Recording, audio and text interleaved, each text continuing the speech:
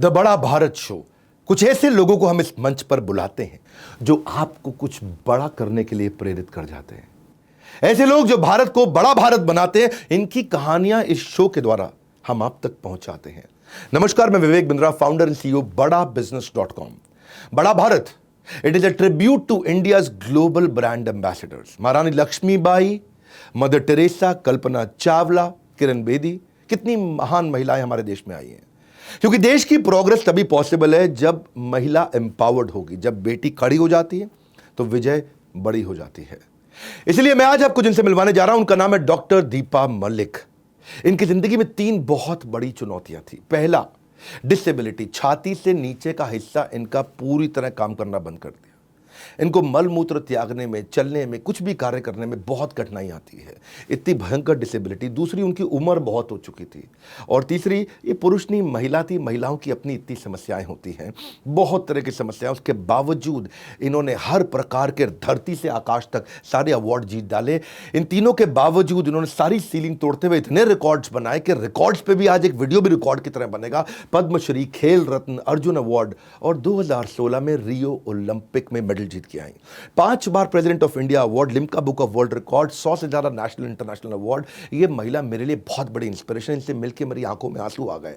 Doctor ने इनको जिंदा लाश बोला था, पर यह धरती से आकाश तक सब कुछ जीत चुकी हैं दीपा मलिक। आज उनका हम स्वागत करते हैं द बड़ा भारत शो में, which will inspire you to do more, to be more, to achieve more. ये वो शो है जो हर बुधवार शाम 4 बजे आता है, बुधवार को बड़ा बुधवार बनाता है। तो मिलते हैं मिस दीपा मलिक से। बड़ी इंस्पिरेशनल पर्सनालिटी है आपकी, मान गए आपको। हाँ, मान गए बिल्कुल। मतलब मैं तो कहता हूं कि ये आपके आज वीडियो को, आपके आज बातों को कोई अगर ध्यान से सुने ना, तो एक आम आदमी के साथ आपकी लाइफ को कंपेयर करे तब समझ में आएगा। बिना कंपेरेबल के समझ में नहीं आएगा। एक आम आदमी के सर में दर्द होता है, थोड़ा सा बुखार होता है, पीठ में दर्द होता है, चलना उठना घूमना बंद कर देता है। और आपने क्या क्या कर दिया। पहले मुझे 1999 में क्या हुआ था, मैं वहां से शुरू करना चाहता हूँ। 1999 में आने के लिए आपको मेरे साथ एक बार 1975 में भी चलना पड़ेगा विवेक जी, क्योंकि पहली बार जब ट्यूमर आया था तो मैं छोटी बच्ची थी। और 5 साल की उम्र में पिताजी ने नोट कर लिया था कि कुछ तो पैरों में कमज़ोरी आ रही है। भागती दौड़ती खेलती चुलबुली दीपा वो अब बिस्तर पे क्यों बैठी हुई है, क्यों नहीं बाहर जाना चाहती है। 1999 जो आपने पूछा, वो एक ऐसा समय था जब उसी वर्ष मैं एक ब्यूटी कॉन्टेस्ट जीतती हूँ और उसी वर्ष मुझे ये कह दिया जाता है कि अब ट्यूमर वापस आ गए हैं। आपका ट्यूमर जब हम निकालेंगे तो या तो आप ऑपरेशन थिएटर में मर जाएंगी, या ये ट्यूमर बस्ट हो जाएगा, या इसका इन्फेक्शन फैल जाएगा, या फिर आपकी स्पाइनल कॉर्ड कटेगी और छाती का निचला हिस्सा पूरा लकवाग्रस्त हो जाएगा। मैंने ज़िंदगी को चुना। मैंने सर्जरी के लिए हाँ भरी। मुझे मंजूर था व्हीलचेयर पे रहना, क्योंकि और हस्बैंड उस समय कारगिल की लड़ाई में थे। उन्होंने तो मुझे 4 महीने बाद देखा। ये सारा कुछ हो चुका था। इनफैक्ट वो क्यों, मेरे भाई, मेरे ससुर, मेरे पिता सभी फौजी हैं। तो दोनों बेटियों को माँ के पास छोड़ के मैं अकेली दिल्ली आई, RR हॉस्पिटल। और वहाँ पे ये सर्जरी हुई। सर्जरी के बाद कॉम्प्लिकेशंस हुई, एक और सर्जरी हुई, एक और सर्जरी हुई, कोमा में रहना पड़ा। तो कितनी सर्जरीज हुई? 3 मेजर ऑपरेशंस हैं मेरे स्पाइनल कॉर्ड के, स्पाइनल कॉलम पे, गर्दन के नीचे से। तो लगभग 200 टाँके हैं और आधे ही फेफड़े मेरे सांस भरते हैं। मल मूत्र की शक्ति है नहीं, तो क्योंकि नीचे का हिस्सा पैरालाइज, बिल्कुल पैरालाइज। अगर मैं ये दोनों हाथ ऊपर उठा लूँ, मुझे बड़ा अच्छा लगता है आपकी तरह मैं बातें करूँ लेकिन अगर मैं ये हाथ ऊपर उठा लूँगी तो फिर टॉर्सो आगे गिर जाएगा। 99 में जब आपकी ये सर्जरीज हुई, 200 टांके लगे, पिता नहीं थे यहाँ, भाई नहीं थे यहाँ, पति नहीं थे यहाँ, आप घर में उस समय रोज़मर्रा की ज़िंदगी कैसे जी रही थी? मतलब वहाँ पे आपको आपका जो मॉर्निंग रूटीन है, आपका पर्सनल हाइजीन मॉर्निंग का, उसके बाद दिन भर। सबसे पहली चीज़ जो मैं सिखाती हूँ अपने जीवन से, वो कहती हूँ कि तैयारी जब अच्छी हो तो फिर चिंता कम हो जाती है। तो मैंने जाने से पहले ही अपने घर को पहले तो मैंने इस शरीर के बारे में सीखा। जब डॉक्टरों ने कहा कि आप पैरालाइज हो जाएंगी, तो मैंने उसके बारे में काफ़ी स्टडी करी जाने से पहले ही। तो मुझे अपनी तैयारी करनी थी और मैंने अपने घर को उस प्रकार से तैयार किया। लकड़ी के रैम्प बनाए, बाथरूम को कस्टमाइज़ कराया, एक व्हीलचेयर खरीदी, एक स्पेशल बेड मैंने एक फ्रेंड के क्लिनिक से उधार लिया, वाटर जेल मैट्रेस खरीद लिया। इंटरकॉम का इतना सुविधा नहीं पता थी, तो वो बेल होती है, रिमोट बेल्स, वो पड़ोसियों के घर में लगा लिए। मैंने अपने जेवर बैंक लॉकर में रख दिए। बच्चों के टीचर्स को मैं मिल ली कि एक्स्ट्रा ध्यान दीजिएगा। मैं शायद अब, क्योंकि मुझे लगा था कि जैसे मैं बचपन में एक बार दोबारा चल पड़ी थी, मुझे अपनी मेहनत पे विश्वास था। मुझे लगा कि डॉक्टर्स कह रहे हैं मैं पैरालाइज हो जाऊंगी, लेकिन मैं मेहनत करके दोबारा चल पड़ूंगी। कहीं ना कहीं मुझे ऐसा अंदर से भरोसा था अपने ऊपर, और मैंने कभी अपने आप को ये सोचने नहीं दिया कि मैं मर जाऊंगी या मैं दोबारा नहीं चलूंगी। इस उम्मीद के साथ, मैंने पूरी तैयारी के साथ मैं दिल्ली आई थी ऑपरेशन कराने के लिए। दीपा जी, अगर हम कंपेयर करके देखें, एक आदमी जिसके 6 पैक एब्स हैं, फिट है, एकदम सॉलिड, बिल्कुल 2 घंटा वर्कआउट करता है, उसको भी बोले कि यमुना नदी में आप लगातार स्विमिंग करके दिखाओ, उसको पार करके दिखाओ, वो आपने करके दिखाया बिना पाँव के, हाथों से। वो नहीं कर सकता है, आपको Limca Book of World record में आ गया है। 58 किलोमीटर के लिए आपने बाइक चलाई, तो पहली बार आपने उस समय रिकॉर्ड बनाया। अब तो आपने बहुत चला ली। उसके बाद आपने चेन्नई से लेकर दिल्ली तक आपने गाड़ी ड्राइव करके दिखाई है। उसके अलावा आप हाई ऑल्टीट्यूड पासेस पे 9 दिन लद्दाख आप ड्राइव करके आए। ये सारे वो काम किए हैं आपने। और जब आपका एक निचला हिस्सा काम नहीं कर रहा है रोज़, जब मैं ये सुना कि भाई अब आपको क्षमा चाहता हूँ कहना पड़ रहा है कि मलमूत्र त्यागने में भी तकलीफ़ हो रही है, आपकी बेटी आपको अनीमा दे रही है, और मैं जानता हूँ मतलब वो तकलीफ़ रोज़ कैसे होती है, तो हम बोलते तो हैं कि नारी नहीं है बेचारी, आपके केस में ये अद्भुत कार्य, अपने इतने वर्ल्ड रिकॉर्ड बनाए, ये किए कैसे आपने? मतलब स्विमिंग तो बहुत ही डिफ़िकल्ट है। मेरे घर में स्विमिंग पूल है, पर मैं 4 ब्रेथ मारने के बाद लगता है यार 4 लेंथ कब मारूंगा इकट्ठे। कैसे किया आपने? देखिए, जब मैं चलती फिरती थी, मैं एक गृहिणी थी, 2 बच्चों की माँ थी, एक आर्मी वाइफ थी, और मैं अपनी उस पहचान से खुश थी, क्योंकि उस पहचान पे कभी किसी ने सवाल नहीं उठाया। लेकिन टांगे जाने के बाद सवाल उठ गए। छाती का निचला हिस्सा लकवाग्रस्त होने के बाद सवाल उठ गए। ये कैसी माँ बनेगी, ये क्या खाना खिलाएगी, इसके पति की तो अब दूसरी शादी कर देनी चाहिए, जब तक ये घर में रहेगी हाय ये तो बोझा रहेगी। मतलब कोई ये हिम्मत को दाद नहीं दे रहा था कि ये अब भी जीने की इच्छुक है। ये वो नारी है जो माँ है, और वो अपने 2 बच्चों को बड़ा होता हुआ देखने के लिए जीवित रहकर खुश रहना जानती है। लेकिन हमेशा जिसको देखो वो मेरे बारे में बात कर रहा था, और मेरी कोई अपनी आइडेंटिटी ही नहीं रह गई थी। बस आइडेंटिटी के नाम पे हाय बेचारी, अपंग, बोझा, इसके ऊपर खर्चा हो जाएगा। मैं खुद ही अपने आप को ढूंढने निकली थी, मुझे एक पहचान बनानी। बहुत टाइम से ये बोला करता था कैमरा पे कि ब्रेक डाउन को ब्रेक थ्रू में कन्वर्ट करो, क्राई को ट्राई में कन्वर्ट करो। पर ये जो आपने करके दिखा, स्ट्रांगली मेंटल को मेंटली स्ट्रांग करो, मुझे लगता है कि आज आपको देख के मैं रियलाइज कर पा रहा हूँ आपको चैलेंज को एक्सेप्ट करने का एक जुनून है आपके मन में। मुझे लगता है कि जब कोई मुझे कहता है ये नहीं कर सकते, तो वही मेरा अब तो यही करेंगे। हाँ, वो मेरा एक एनर्जी पॉइंट, एक एंकर बन जाता है। माँ अच्छी नहीं बनेगी। आज मेरी दोनों बेटियाँ बहुत आत्मनिर्भर हैं, बड़ी हैं, बहुत अच्छी सिटीज़न हैं। खाना नहीं बनाएगी तो रेस्टोरेंट चला दिया। ये कैसे पहियों पे बैठ गई, तो मैंने नए पहिए चुनकर मोटरसाइकिल भी चला ली, उन पे रिकॉर्ड बना लिया, रेड द हिमालय। और इन दिस प्रोसेस ये एक सिर्फ मेरी वैल्यू एडिशन नहीं थी विवेक जी। जो मुझे खुशी है, जिस बात का मुझे गर्व है कि ये सारे वो इनिशिएटिव हैं जिसमें मैंने अपने आप को भी ढूंढा, और मेरे जैसे कई लोगों के लिए भी एक रास्ता ढूंढा। मैं सबको बता देना चाहता हूँ, मैं स्विमर भी हो गई, एडवेंचर स्पोर्ट्स में सॉलिड पार्टिसिपेंट हो गई, जीत के निकली, इंटरनेशनल एथलीट बनी, बाइकर बनी, एंटरप्रेन्योर बनी, मोटिवेशनल स्पीकर बनी।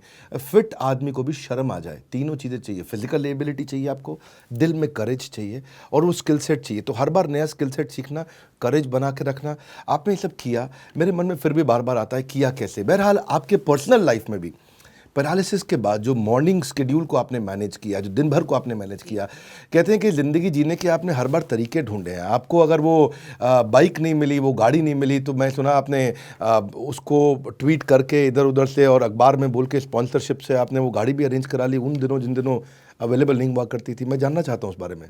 देखिए उस वक्त तो सब यही कहते थे कि इसका दिमाग फिर चुका है, और मैंने ऐसे ही हंसी खेल में कहा था कि मोटरसाइकिल भी चलाऊंगी, गाड़ी भी चलाऊंगी, गाड़ी जब चलाऊंगी तो हाईएस्ट मोटरेबल रोड्स पे चलाऊंगी, और मोटरसाइकिल चलाऊंगी तो उस वक्त का जो एक Bollywood hero icon John Ibrahim होते थे कि, और मैंने कहा मोटरसाइकिल चलाऊंगी और जॉन इब्राहिम के साथ चलाऊंगी, और दुनिया बोलती थी पागल हो गई है।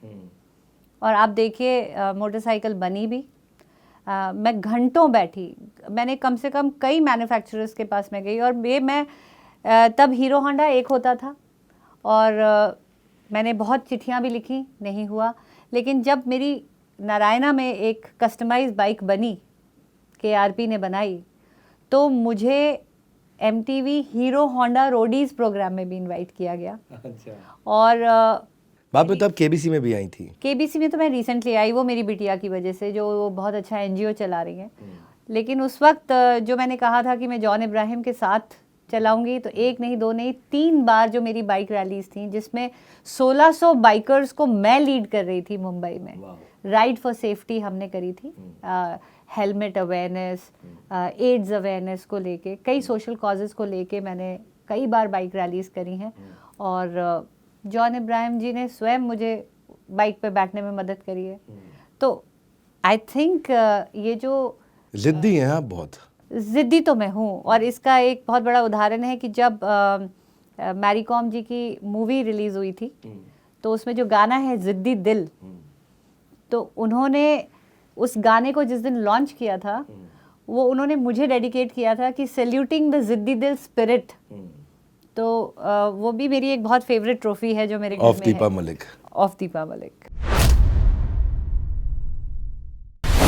मैंने देखा कि रियो ओलंपिक के सिलेक्शन में आपके ऊपर एक आरोप लगा कि आपने चीटिंग किया। पैरा ओलंपिक में मेडल आपने जीता, बाद में आप उस कमेटी की प्रेसिडेंट बनाई गई, और उसके बाद मैंने देखा कि हमारे देश में बड़ी सक्सेस मिली, टोक्यो के अंदर 19 मेडल आए। तो एज ए प्रेसिडेंट आपका क्या कंट्रीब्यूशन रहा, क्या मेहनत रही, कैसे किया आपने?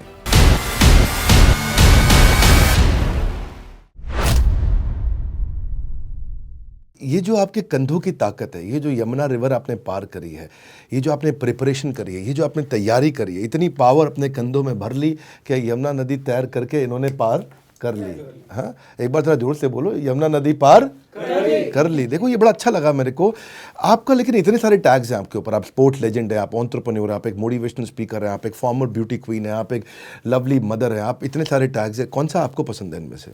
इसमें सबसे ज़्यादा पसंद शायद मुझे वो टैग आता है जब मैं पॉलिसीज़ के लिए आगे बढ़ के लड़ाई लड़ी, और मुझे member of 5 year planning commission बनाया गया, जो बाद में नीति आयोग में तब्दील हुआ।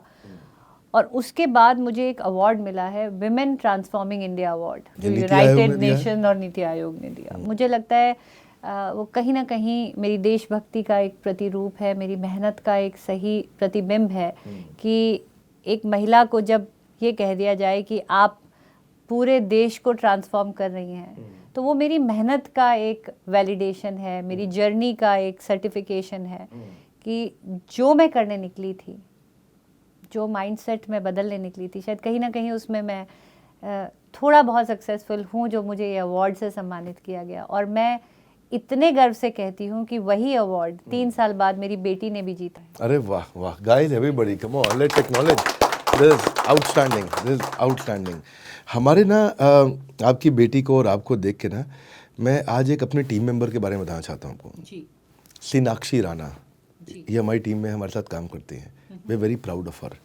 सीनाक्षी एक यंग लड़की, उस बेचारी को 6 साल तक वो बेड रिडन थी, और 6 साल बेड रिडन होने, क्यों बेड रिडन थी? क्योंकि उसको उसकी रीढ़ की हड्डी के अंदर एक अजीबोगरीब ट्यूबरक्लोसिस हो गया था 2015 में जी। तो वो चल नहीं सकती थी, और कोविड के दौरान उनके हस्बैंड का बिजनेस भी ख़त्म हो गया कोचिंग का, तो फिजिकल कोचिंग वो किया करते थे। और सीनाक्षी ने हमारे को 2020 में कोविड के बाद ज्वाइन किया। बहुत मोटिवेट हुई, बहुत ज़बरदस्त तरीके से। वो हमारी IBC है, इंडिपेंडेंट बिजनेस कंसल्टेंट है, पर हमारी टीम में ही है। वो फुल टाइम हमारे साथ काम करती हैं। आज उन्होंने 20 लाख रुपए का रेवेन्यू किया, और जो उनके लिए 20 लाख था वो बहुत इंपॉर्टेंट था, वैल्यूबल था। उन्होंने अपने कर्ज़ों को निपटाया और कहीं ना कहीं मुझे लगता है कि वो आपसे इंस्पायर्ड हैं। लेकिन मुझे लगता है आज पूरे देश को, अगर हम अपने पोस्ट प्रोडक्शन टीम को बोलें कि सोनाक्षी राणा जी का भी फोटोग्राफ दिखाएं यहाँ पे, पर जैसे जैसे आप आगे बढ़ते हैं, मैं एक इम्पॉर्टेंट कहानी बताना चाहता हूँ, यहाँ चर्चा करना चाहता हूँ सबसे, कि जब आप जीवन में आगे बढ़ते हैं और आगे बढ़ रहे होते हैं तो आपको पीछे खींचने वाले बहुत लोग तैयार होते हैं। और पीछे जो खींचने वाले हैं उनमें मैंने देखा कि रियो ओलंपिक के सिलेक्शन में आपके ऊपर एक आरोप लगा कि आपने चीटिंग किया वहाँ पे, और वो आरोप बाद में हाई कोर्ट में आपने वो केस लड़ा और आप वो केस जीती भी। लेकिन जब वो आरोप लगा था तो ऐसा बोला गया था कि भाई आप तो पैसे वाली हैं और आपके पास पावर है, आप इंटेलिजेंट हैं, इसीलिए आज आपका सिलेक्शन हो गया, और किसी और देवी जी ने वो आप पे आरोप लगाया था। अगर मेरी ज़िंदगी में सबसे दुखी पल था तो वो था, क्योंकि जिसकी पूरी बैकग्राउंड आर्मी की है, जो ऑनेस्टी, इंटीग्रिटी, लॉयल्टी की एक सर्विसेज है, और उन्हीं वैल्यूज़ के साथ मैं बड़ी हुई हूँ। तो क्या हुआ था केस में? हुआ ये था कि एक ही स्लॉट आया था महिला खिलाड़ी के लिए, क्योंकि इतने नंबर ऑफ खिलाड़ी खेलते हैं, और इतने नंबर ऑफ खिलाड़ी खेलते हैं तो उसके प्रपोर्शन में एक स्लॉट आता है, एक फार्मूला है 3:1 का। तो बहुत ज़्यादा महिलाएं क्वालिफाई नहीं हो पाती हैं, और अगर क्वालिफाई होती हैं तो उस पर तो एकमात्र सीट आई थी, और हम 2 महिला खिलाड़ी उसकी दावेदार थीं। तो जो मेरी साथी खिलाड़ी थी वो मुझसे छोटी भी थी, लेकिन उसके साथ एक चीज़ और जुड़ी हुई थी। मैं एक जनरल की बहू और कर्नल की वाइफ थी, उनके पापा जूनियर रैंक से रहे थे। तो यहाँ तक भी सवाल हुए कि क्योंकि मैं एक सीनियर ऑफिसर की बहू या बेटी हूँ, इसलिए आपको फेवर तो मेरे को फेवर कर दिया गया। मैं इंग्लिश बोलती हूँ इसलिए फेवर कर दिया गया, या मैं ऑलरेडी एक अर्जुन अवॉर्डी हूँ, तो मैंने अपना प्रेशर डालकर या अपना इन्फ्लुएंस डालकर अपनी जो फाउल थ्रोज थी उसको भी लेजिटिमेट करके, और कहीं ना कहीं क्योंकि हुआ ये था कि 2015 तक मैं जैवलिन खिलाड़ी थी, और 2016 में मेरा इवेंट चेंज हो गया और शॉटपुट ही आया मेरी डिसेबिलिटी कैटेगरी में। मात्र 15 से 11 महीने थे मेरे पास क्वालिफाई होकर ट्रेनिंग लेने के एक नए स्किल सेट के लिए। मैंने पूरी जान लगा दी, पूरी मेहनत कर दी, क्योंकि मुझे ये मेडल चाहिए था। मुझे पैरालंपिक का मेडल जीतना ही था। लंदन पैरालंपिक्स में मैं नहीं जा पाई थी, तो और किसी ने ये भी कह दिया था कि अर्जुन अवार्ड मिल गया है, बड़ी लकी हो, प्रेसिडेंट के साथ फ़ोटो हो गई, अब घर जाओ, रिटायर हो जाना चाहिए, बूढ़ी हो गई हो। तो मैंने ठान लिया था कि मुझे पैरालंपिक का मेडल बनाना है।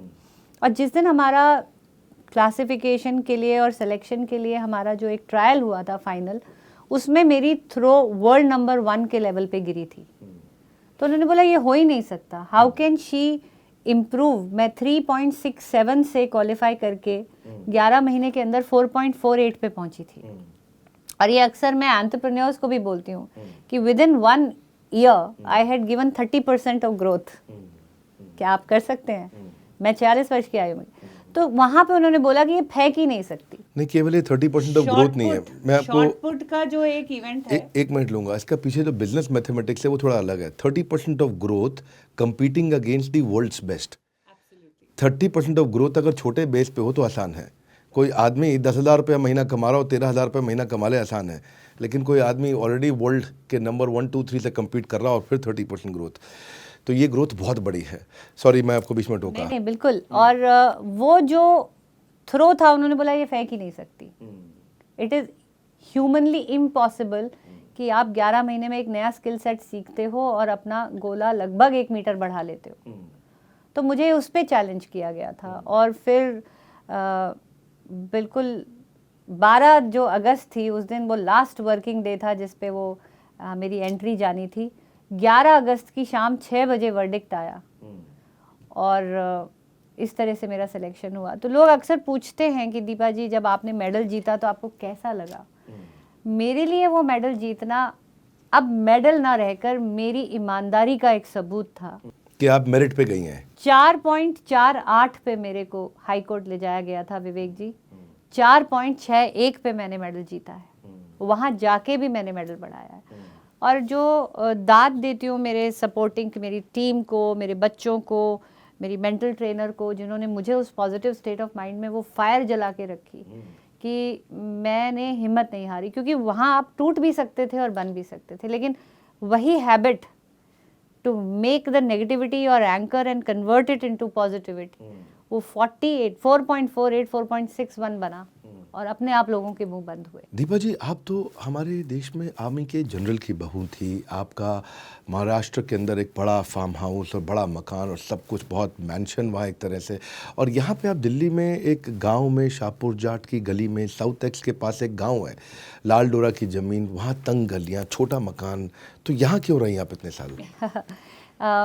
एक्चुअली मुझे बड़ा अच्छा लगा आपने पूछा, क्योंकि वो एक फेज़ था विवेक जी जब लोग ये सोचते थे शायद मुझे घर से निकाल दिया गया है, इतने बड़े घर की बहू होकर ये ऐसे एक 8,000 के किराए के कमरे में क्यों रहती है। लेकिन एक ज़िद थी, क्योंकि मैं 2010 में जब राष्ट्रमंडल खेलों के लिए यहाँ आई और मैंने यहाँ खेला, तो मैंने इन खेलों के बारे में और डेप्थ में जाना। मेरी बिटिया मेरी अटेंडेंट थी, मेरे साथ आई थी और वो फाइनल ईयर में थी, तो वो पोस्ट ग्रेजुएशन के लिए बोली मम्मी मैं दिल्ली शिफ्ट हो जाऊँगी। और वहाँ हम दोनों को ही एक मकसद मिला कि यहाँ रह के हमें एट पार की लड़ाई लड़नी है कि ओलंपिक के साथ पैरालंपिक खेलों को भी पहचाना जाए, क्योंकि अंतर्राष्ट्रीय स्तर पे बराबर की पहचान है, तो भारत में क्यों नहीं। खेलों के साथ साथ एक वो मिशन भी मिला और मुझे आगे खेलने में भी मुझे लगा कि वर्ल्ड रैंकिंग मेरी अच्छी है, मुझे खेलना चाहिए। लेकिन तब ऐसी कोई स्कीम नहीं होती थी कि हमें कैंपों में रखा जाए या हमको कोई फंडिंग मिले। 2010, 11, 12 की बात है। तो जिद पकड़ी खेलने की और हस्बैंड ने कहा, क्योंकि इन खेलों के बारे में कोई जानता ही नहीं था कि 40 साल की उम्र में क्या खेलने जा रही है, तो थोड़ा सा उन्होंने इनडायरेक्टली ये कह दिया कि अहमदनगर में आप जो करना चाहते हो मैं हूँ, दिल्ली में मेरी कोई पकड़ नहीं है, मैं दिल्ली में नहीं हूँ। मैं कहा रहना तो मुझे दिल्ली में ही पड़ेगा, क्योंकि यहीं से मुझे वो लड़ाई लड़नी है, पॉलिसी की लड़ाई लड़नी है, मुझे खेलना है। तो फिर मैं अपने बूते पे आई और मैंने कहा आज के बाद मैं 1 रुपया घर से नहीं लूँगी। तो उस वक्त उतना ही पैसा था, एक जैवलिन 1 लाख रुपए का आता है, फिर फिजियोथेरेपी की फ़ीस, फिर जिम की फ़ीस, तो बहुत पैसे बचाने पड़ते थे। और वहाँ से एशियाड विलेज पास था और श्री फोर्ट स्पोर्ट्स कॉम्प्लेक्स और जवाहरलाल नेहरू स्टेडियम पास था, तो इसलिए वहाँ पे एक कमरा लेके मैं रही और खुद ही फिर, और वहीं से मेरा एक मोटिवेशनल स्पीकर का अवतार भी जगा, क्योंकि जब मैं मोटिवेशन के तौर पे अपनी कहानी कॉर्पोरेट्स में शेयर करने लगी तो थोड़े बहुत पैसे भी मिलने मिले, और जब पॉलिसीज़ आई तब जाके पैसे मिले। और आज इसी शहर में मैं एक पेंट हाउस में रहती हूँ जिसमें 1 रुपया भी किसी से मांग के नहीं बनाया है। ओलंपिक का मेडल आप जीत के आए, जीवन में बड़ा बदलाव आया होगा उसके बाद में, क्योंकि ओलंपिक का मेडल तो ओलंपिक का मेडल है, कितने भी अवार्ड रिवॉर्ड आपको रिकग्निशन मिले, उसके बाद अच्छा बहुत से लोग ऐसे रहे होंगे जिन्होंने पहले क्या क्या बोला और उसके बाद अब वही लोग जो है बोलते होंगे कि भाई हमारी बेटी है, हमारे घर की है। मेरे साथ खुद के साथ भी ऐसा हुआ, मेरे अपने माता पिता नहीं थे, I was an orphan, so my mother got married with someone else, so not orphan exactly, लेकिन पेरेंट्स नहीं थे, तो बड़े चैलेंजेस थे बचपन से लेकर के। और कई बार ऐसा होता है कि आपको रिश्तेदार रखना चाहते हैं, कुछ नहीं भी रखना चाहते हैं। मैं उन तकलीफ़ों को आज नहीं बात करूंगा, आज तो बात आपकी हो रही है, पर आज सब के सब जितने दूर दूर के भी रिश्तेदार हैं सब बड़ा प्यार करते हैं। ऐसा आपके साथ भी हुआ होगा? सोच तो इतनी बदल गई है अब कि जब ओलंपिक में योगेश्वर दत्त का मेडल मिस हो गया था, तो मैं तो एक तो आउटसाइड कम्युनिटी की लड़की हूँ, मैं एक पंजाबी हूँ जो जाटों के घर आई थी, ऊपर से मैं बीमार हो ली, तो फिर भी उसके बावजूद एक गांव की बहू थी जो जाट नहीं थी, फिर भी लोगों ने ये कहा कि कोई बात नहीं, अभी हमारे गांव का एक शेर बाकी है, ओलंपिक में मेडल नहीं आया, पैरालंपिक में पक्का आएगा। तो आप इस एक लाइन में देखिए, गांव में पहली चीज़ एक बहू को जो अपंग है शेर गांव का कहा जा रहा है, तो उसमें आप जेंडर कन्वर्जन देखिए, उसके अंदर भी एक लड़के जितनी पावर देखी जा रही है बहू के अंदर, गांव का शेर। और दूसरी चीज़ पैरालंपिक और ओलंपिक को एक समान समझा जा रहा है, ये है नए भारत का रूप। बहुत सुंदर, और इसीलिए हम लेके आए हैं आपके लिए बड़ा भारत। और लोगों से मिलवाना चाहता हूँ आपको, ऐसे कमेंट बॉक्स में बताते रहिए किससे मिलना चाहते हैं, लेकिन मैं अब आपको अगले सब्जेक्ट पे ले जा रहा हूँ, मेरे लिए इंपॉर्टेंट है वो। पैरालंपिक में मेडल आपने जीता, बाद में आप उस कमेटी की प्रेसिडेंट बनाई गई, और उसके बाद मैंने देखा कि हमारे देश में बड़ी सक्सेस मिली, टोक्यो के अंदर 19 मेडल आए, जो आई थिंक आज तक के हाईएस्ट रहे हैं। आपका क्या रोल था, कैसे कंट्रीब्यूट किया, और जो प्रॉब्लम्स आपने फेस करी हैं तो आपने ज़रूर उसके लिए कुछ ना कुछ काम किया होगा, तो एज ए प्रेसिडेंट आपका क्या कंट्रीब्यूशन रहा, क्या मेहनत रही, कैसे किया आपने? देखिए, जिस वक्त मुझे प्रेसिडेंट की कुर्सी पे बिठाया गया उसके एक हफ्ते के अंदर पैंडेमिक फुल स्विंग में आया, कोविड-19 का लॉकडाउन। तो एकदम से एक एथलीट से एडमिनिस्ट्रेटर के रोल में आना, और वो भी एक ऐसी कुर्सी पे बैठना एक ऐसे वक्त में, अगेन जिसका कोई बता नहीं सकता कि पेंडेमिक में आपको फेडरेशन कैसे चलानी है। तो एक बार फिर मेरे लिए बहुत बड़ा नया रोल था, लेकिन एक ही प्रिंसिपल मैंने अपनाया कि जब मैं एथलीट थी तो मुझे अपने एडमिनिस्ट्रेटर से क्या अपेक्षा रही। तो शायद प्रेसिडेंट की तरह नहीं, एक एथलीट की सोच की तरह मैंने इस फेडरेशन को चलाया। And I was very fortunate, team भी बहुत बेहतरीन थी हमारी, सबने जुड़ के काम किया। मैं बिल्कुल अकेले इसका क्रेडिट नहीं ले सकती, लेकिन एथलीट की क्या ज़रूरत होती है, क्या टाइम बाउंड ज़रूरत होती है, अगर उसको अपनी फंडिंग चाहिए, अगर उसको अपनी प्रोस्थेटिक लेग चाहिए, अगर उसको प्रैक्टिस के लिए एम्यूनेशन चाहिए, अगर उसको अपना न्यूट्रिशन चाहिए, तो एक एथलीट की ट्रेनिंग में सब कुछ टाइम बाउंड होता है। तो बहुत प्रोएक्टिव रह के उस चीज़ को समय समय पर उस तक पहुंचाया। और एक जो मेजर चीज़ मैं समझती हूँ कि मैं कंट्रीब्यूट कर पाई इंडिया में, और ख़ासकर दिव्यांग खेलों में, अभी तक न स्पोर्ट्स साइंस का योगदान नहीं था, क्योंकि मैंने स्पोर्ट्स साइंस को अपनाया था। टारगेट ओलंपिक पोडियम स्कीम के तहत हमको कस्टमाइज करने की जो सुविधा मिली, उसका एक एक्सपीरियंस मेरे पास था। वो सारे एथलीट्स के ऊपर उसको इम्प्लीमेंट किया गया, और जो भी उनकी ज़रूरतें थी वक्त से और ईमानदारी से उन तक पहुंचाई गई। और तो आई थिंक ये मिलकर एक बहुत बड़ी। ओलंपिक का नाम 2020 था, लेकिन इवेंट तो 2021 में हुए थे, और बहुत अच्छा लगा मुझे। और ये डिसीजन भी हमारे को बहुत अच्छा लगा कि आपके जैसे लोग जब आप आगे आते हैं। पर कुछ आपने लक्ष्मी की बात, धन की, पैसों की, उसके अभाव की कुछ बात करी, तो आपने कई मेडल जीते, कई अवार्ड जीते, काफ़ी कुछ अचीव किया, पर आज भी आपको भी थोड़ा हो सकता है कि धन का, लक्ष्मी का समस्या आती होगी। आती थी, क्योंकि आप अपना एक एनजीओ भी चला रहे हैं जहां आप कुछ कंट्रीब्यूट करना चाहते हैं। जी बिल्कुल। अगर मैं खिलाड़ी के लिए बात करूं तो एक्सेलेंस लेवल पे तो अब आपको जानकर खुशी होगी कि भारत की जो कैश रिवॉर्ड पॉलिसी है वो पूरी दुनिया में सबसे ज़्यादा है। जब अमेरिका, चीन और जापान जैसे देश भी ये सुनते हैं कि हमें मेडल जीतने के बाद कितनी धनराशि मिलती है, तो वो भी सकते में आ जाते हैं। लेकिन जीतने के बाद जो जर्नी है, अभी जैसे धीरे धीरे नई फंडिंग स्कीम आ रही है, जर्नी में जैसे इंफ्रास्ट्रक्चरल चैलेंजेस आते हैं, अभी सुविधाएं कम हैं। गांव का अगर बच्चा खेलना चाहता है तो कितनी दूर में उसको एक स्टेडियम मिलेगा, या अगर वो घर पे अपनी सुविधा क्रिएट करना चाहता है तो उसको एक फिजियोथेरेपिस्ट चाहिए, एक नर्स चाहिए। जैसे अगर मेरी जैसी सिचुएशन है, अनीमा लेना है, कैथेटराइजेशन करना है, डायपर्स का खर्चा अलग है, आपको फिर इंजरी मैनेजमेंट भी करना पड़ता है, सही न्यूट्रिशन डाइट भी चाहिए, और transportation end to end accessibility के साथ चाहिए। आप घर से निकलकर स्टेडियम तक पहुंच रहे हैं, स्टेडियम से वापस घर आ रहे हैं, तो क्या कोई ऐसी गाड़ी है जिसमें आप अपना पूरा तामझाम लेके, एक थ्रो चेयर होती है इतनी बड़ी, फिर जैवलिन होते हैं 2.5 मीटर के, क्या आप एक दिव्यांग व्यक्ति अकेला ये सब लेकर पहुंच सकता है स्टेडियम, या उसको सपोर्ट करने वाले भी लोग कम होते हैं। तो एनजीओ हमने स्टार्ट किया है। ऑफ कोर्स अब मुझे बड़े स्तर पे काम करने का मौका मिल रहा है एज अ प्रेसिडेंट। मेरी क्या नाम है आपकी एनजीओ का? मेरी बिटिया ने स्टार्ट करी है व्हीलिंग हैप्पीनेस। व्हीलिंग हैप्पीनेस जी।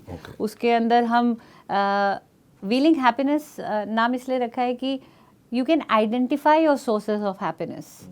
आपको क्या चीज़ करने में खुशी मिलती है, हम वो चीज़ करने में आपको एम्पावर करते हैं। कोई गाड़ी चलाना सीखना चाहता है, कोई रैली करना चाहता है। हाल ही में हमने कई बच्चों को रैलीज करवाई हैं, जैसे मैंने करी थी कि मैडम हम आपकी तरह रैली करना चाहते हैं, या कोई एडवेंचर। आपकी एनजीओ से कैसे जुड़ा जाए?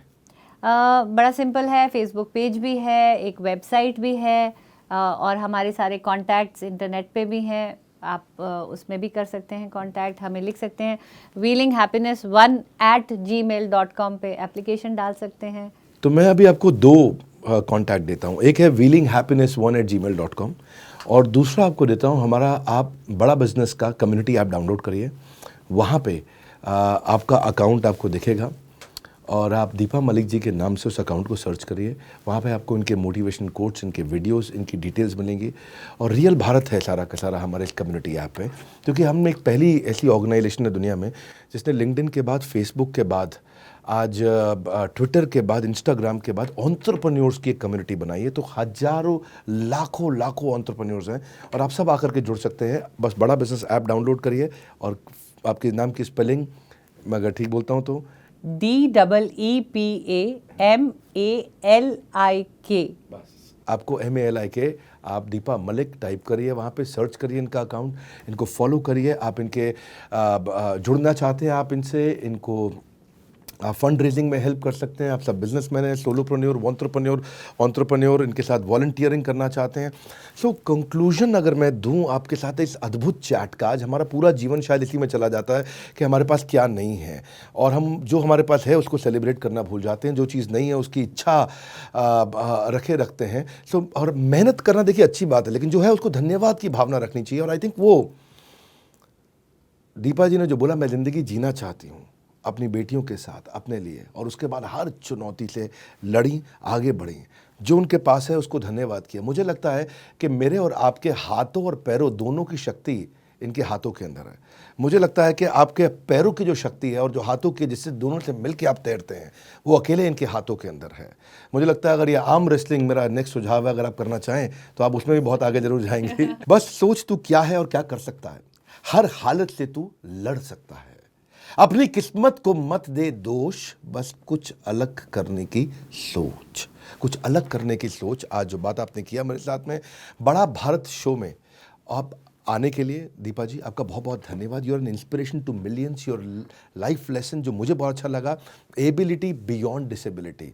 हाँ, और ऑडियंस आप सबसे कहूँगा कि आपके सपोर्ट के बिना हम ये नहीं कर सकते कभी भी। मैं चाहता हूँ कि बी हर मैसेंजर, आप सबसे रिक्वेस्ट करूंगा, बी हर मैसेंजर। कम से कम आप 1 लाख लोगों को ये वीडियो को शेयर करिए। अपने इस मिशन में नहीं रखेंगे कोई लिमिटेशन, आपके शेयर करने से मिलेगा हमें बहुत बड़ा मोटिवेशन। इनका एक्सेप्शनल इनिशिएटिव, इनकी एक्सेप्शनल स्टोरी, इनकी एक एक्सेप्शनल अचीवमेंट, उसके लिए आपका हमें चाहिए एक्सेप्शनल सपोर्ट। इस वीडियो को पहुंचाइए, हर महिला को पहुंचा दीजिए, कम से कम इतना करिए। उसके बाद देखते हैं बाकी देशवासियों को पहुंचाएंगे, पर पहले हर महिला को ज़रूर पहुंचा दीजिए, क्योंकि अब नारी नहीं है बेचारी। शेयर करिए, नीचे कमेंट बॉक्स में मुझे बताइए कि आप अगले वीडियो में किससे मिलना चाहेंगे, किसको आप देखना चाहते हैं इस शो के अंदर। रेकमेंड करिए, आपके हर कॉमेंट को आकर के मैं पढ़ूंगा। बड़ा भारत का इस शो को ज्वाइन करने के लिए, बड़ा बिजनेस की ऐप को डाउनलोड करके इस एंटरप्रेन्योरियल कम्युनिटी को और बड़ा करने के लिए, हमारे साथ जुड़ के इस वीडियो को शेयर करने के लिए, वर्ल्ड के नंबर 1 एंटरप्रेन्योरियल यूट्यूब चैनल पे आने के लिए आप सबका हृदय की गहराई से प्रेम पूर्वक बहुत बहुत धन्यवाद। दीपा मलिक जी आपका विशेष धन्यवाद। Thank you, thank you. Samalkha के गांव से आने वाली एक लड़की जो घर पे बैठ करके टीवी देख करके इतना अच्छा अंग्रेजी बोली, तो ये आपने कैसे सीखा? इंग्लिश बोलने से ना लोगों को डर लगता है।